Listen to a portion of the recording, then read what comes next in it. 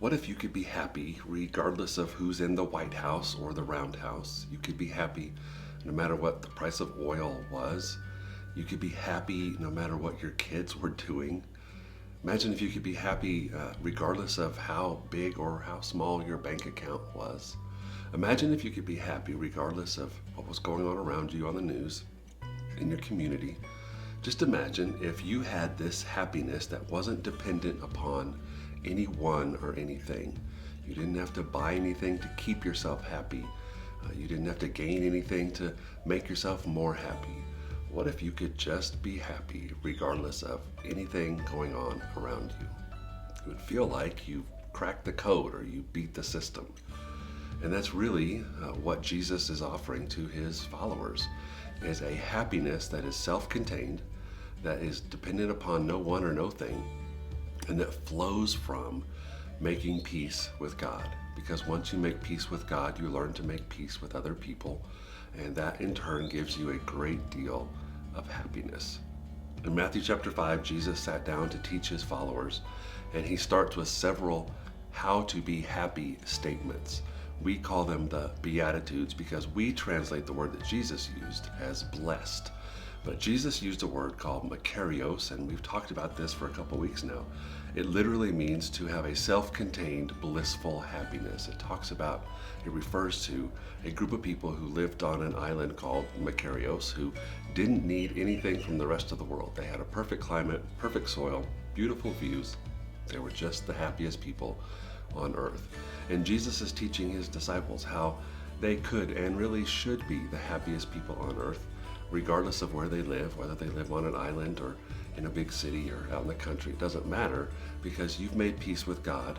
Making peace with God helps you make peace with people, and you can become one of the happiest people on the planet.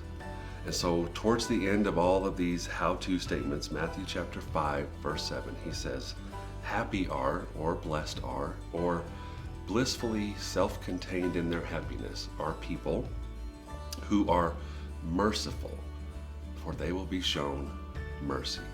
So what in the world is mercy, and how do we become merciful people? There's a lot of different definitions, but a good definition is to be relationally generous. Merciful people are people who have made a commitment to treat other people the way God has treated them. So if you're going to be merciful, you're going to treat the people in your life the way God has treated you. God has forgiven you. God has given you room to be you. God lets you be you. And God never ever holds a grudge against you. He always loves you. So a merciful person has looked around at the people in his life, whether it's family or coworkers or just the people that they worship with or maybe shop with, wherever. But a merciful person has looked at the people in their life and said, I choose to treat these people the same way God has treated me. Merciful people refuse to hold grudges. Merciful people forgive. Merciful people allow people just to be people. Do you know any happy, bitter people? It's hard to be both happy and bitter.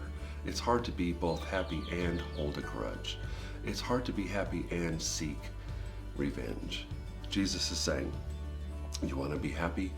Well, just treat people the way I treat you. Treat people the way Jesus treats you, and you will be one of the happiest people on earth. Thank God that Jesus treated me the way he did, because if Jesus treated me in the way I deserved, I would be in a world of hurt.